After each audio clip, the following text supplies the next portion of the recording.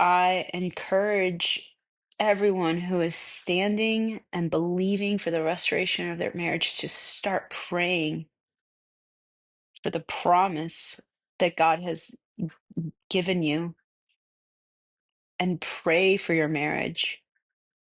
Pray from that authority that you have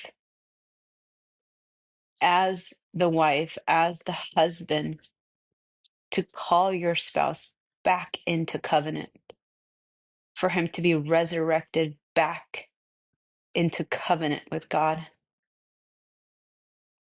Because when we break covenant, there's death.